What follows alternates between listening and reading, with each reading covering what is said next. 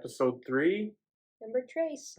All right. So we're going to start off with an article both Lydia and I read and kind of went over the ugly truth behind We Buy Ugly Houses.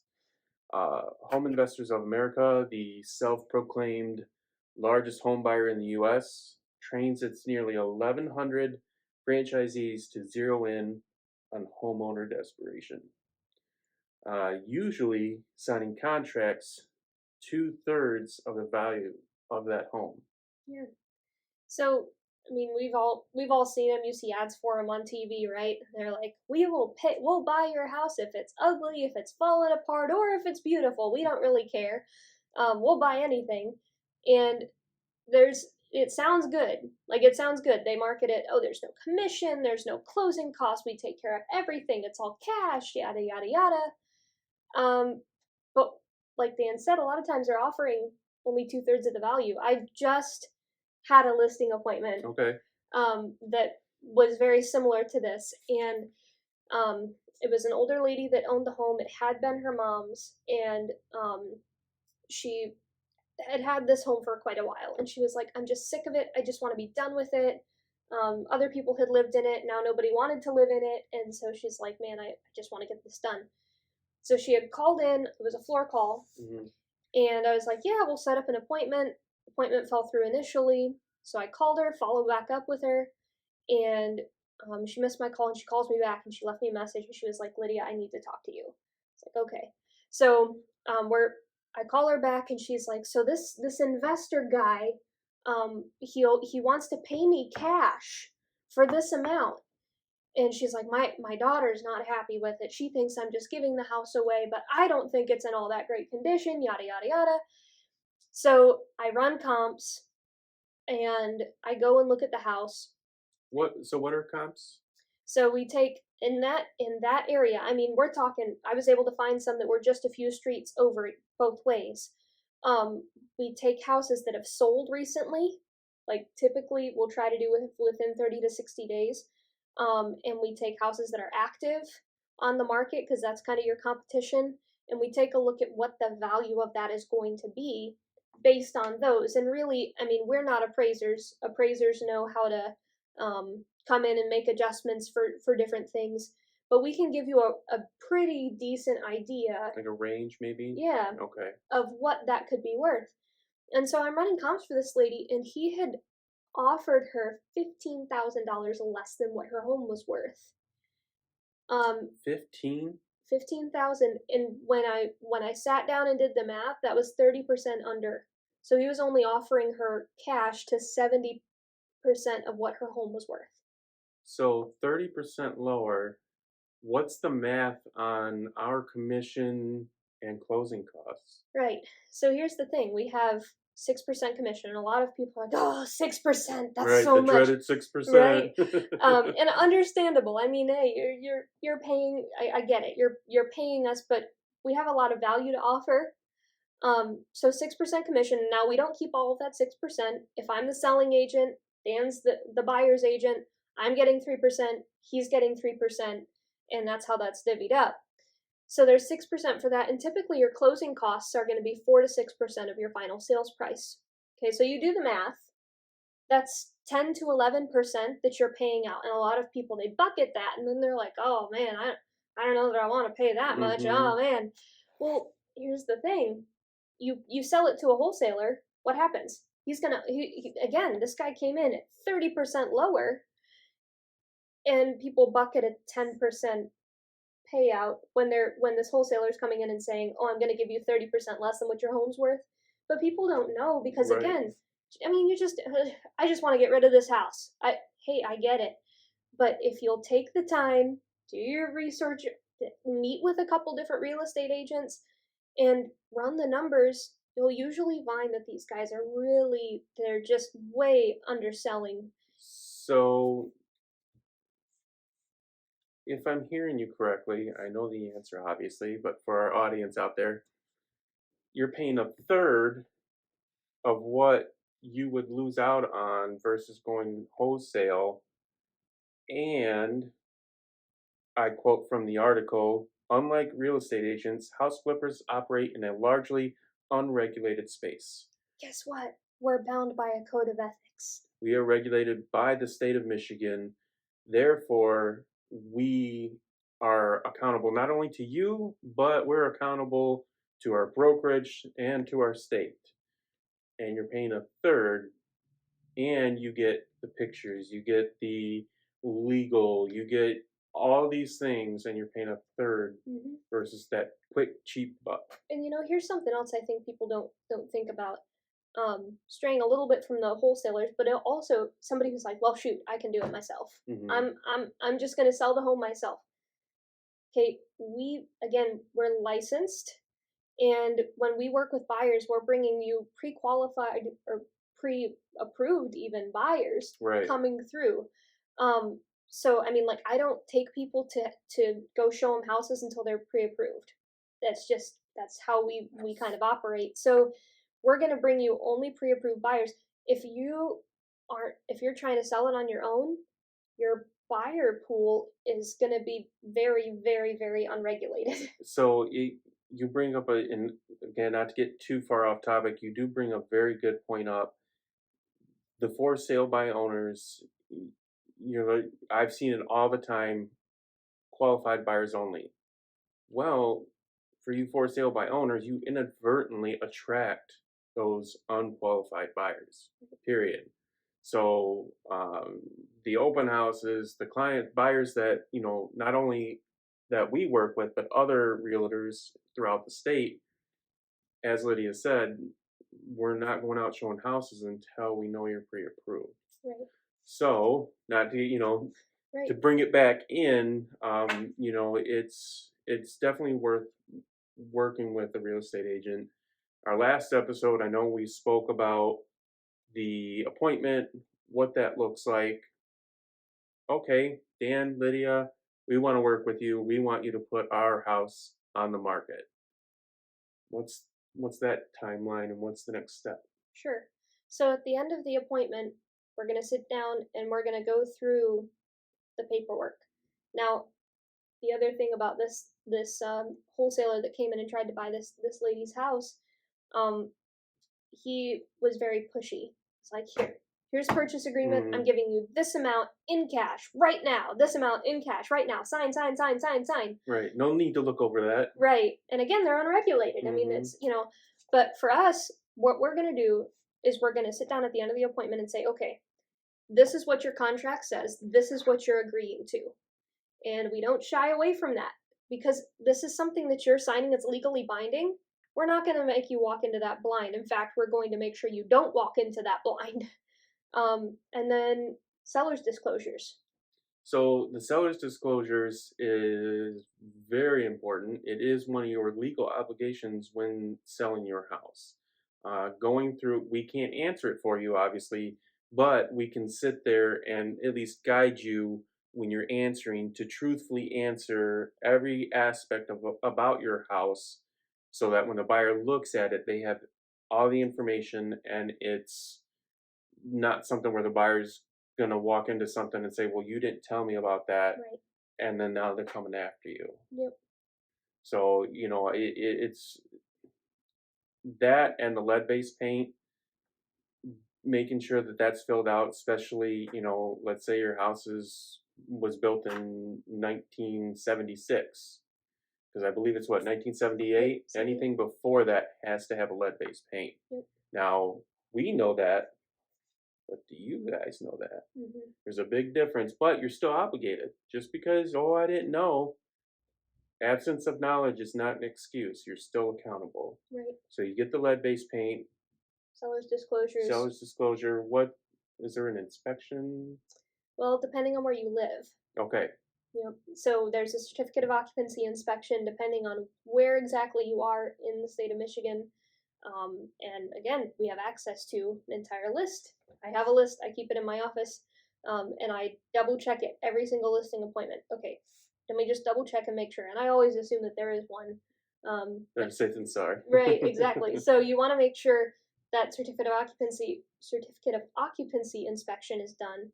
But if not, I mean, again, buyers are allowed to bring in their own inspectors. That's, they pay for that inspection. But So for the city inspection, it is something that you know uh, is required. But does the seller have to do it, or can they make the buyer do the city inspect or to assume the repairs? well, yeah, I mean, we would write that into their purchase agreement, however you want to take that. Um, and buyer's little tip for you, that makes your offer very attractive. Yes, a lot of, especially in this market, if you're selling your house, it's very easy to just say buyer to assume. Now, again, if you have a pristine house and you know there's only a handful of things that need to be corrected, sometimes that might be to your advantage to go ahead and complete those repairs because then that allows you to command obviously top dollar. Um, but it is something in this market that yes, buyer to assume. Mhm. So we've got the C of O, city inspection. We have the disclosures. Now we got to get it ready. It's showtime. Yeah, this is the So exciting what do part. we do for showtime? So there's a few things that you can do, but one of the first things I think that can be super helpful is just when you know you're going to sell, start going through personal items, out of season clothing. I mean, Hmm. we're kind of getting into the warmer weather, right? You're like, I want to sell my house. Pack up all those winter clothes, get them stored away.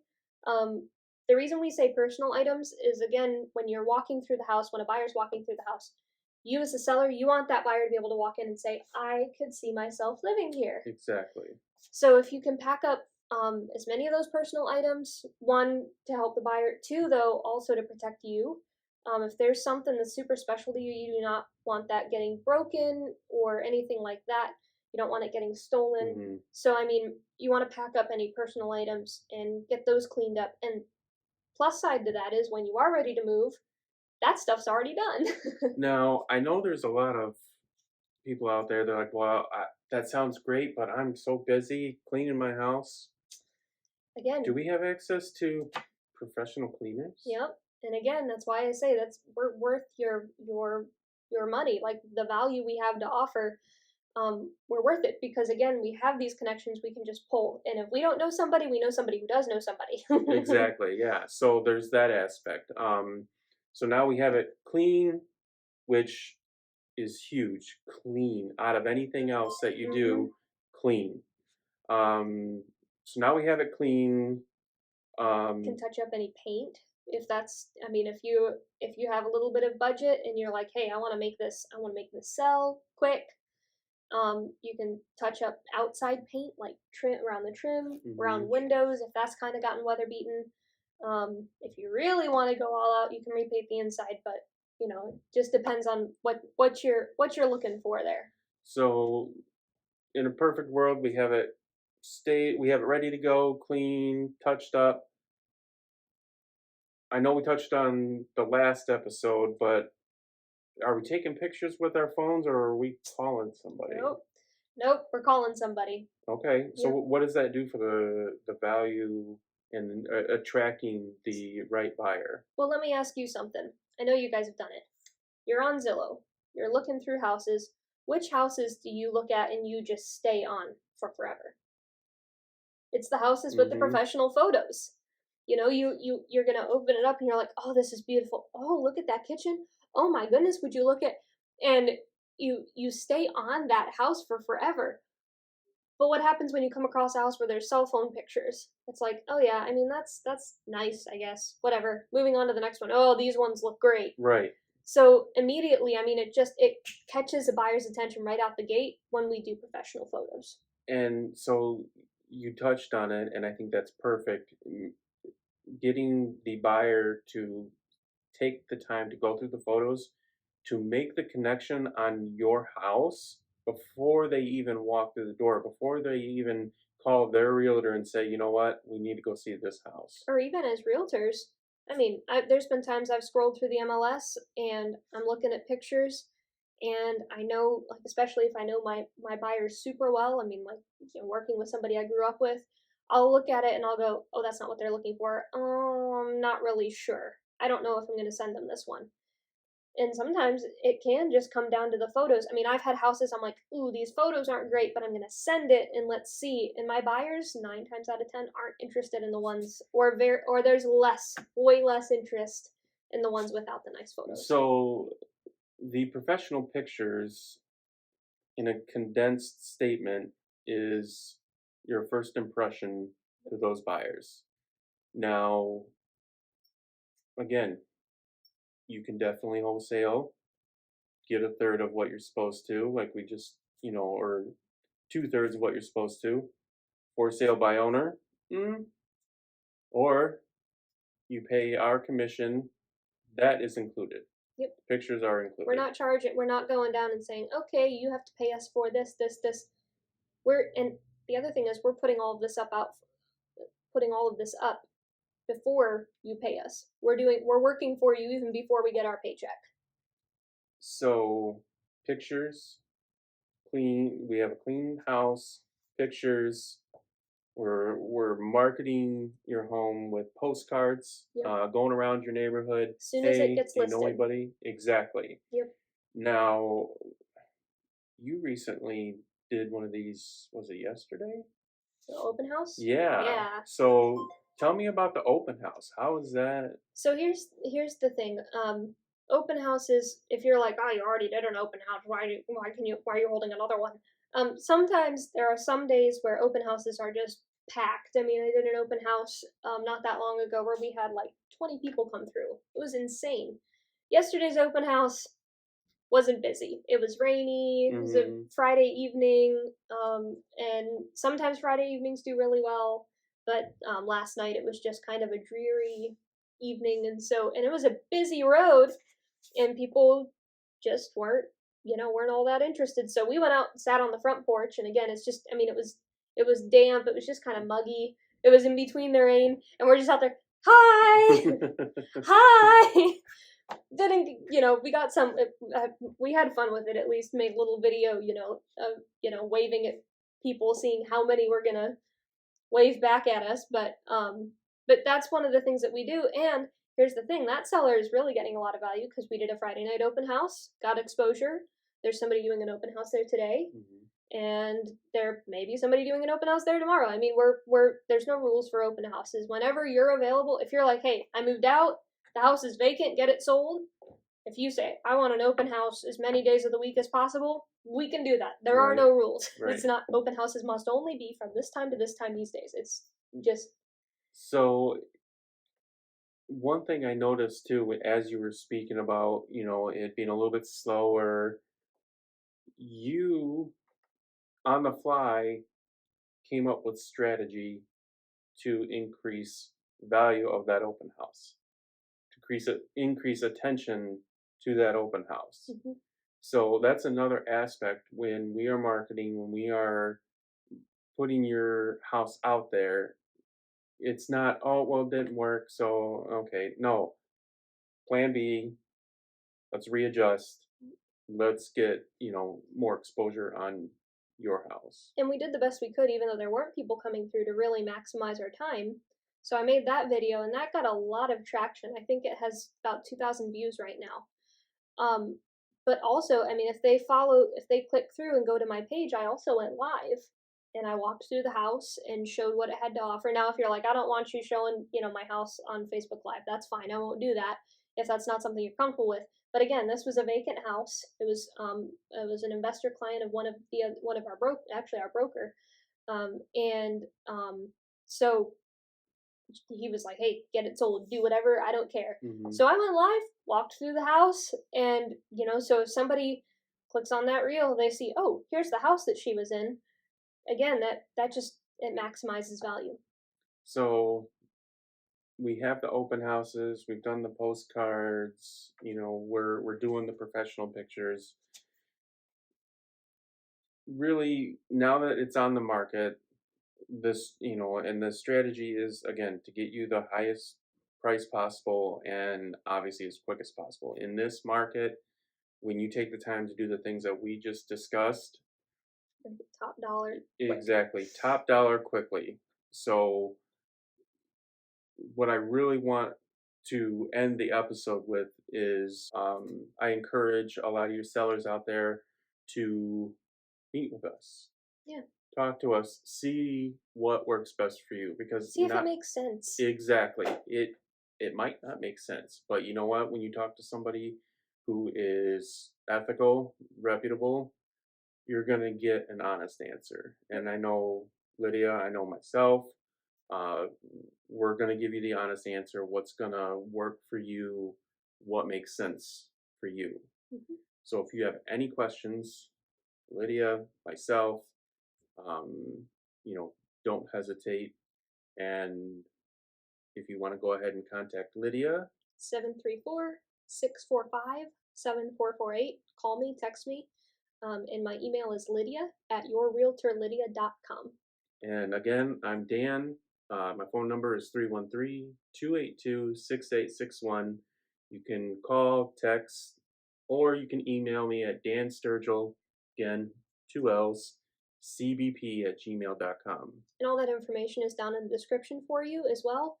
And if you liked it, like this video, give it a thumbs up. Subscribe. All right. Take care, guys. All right, We'll take toodles. care of you.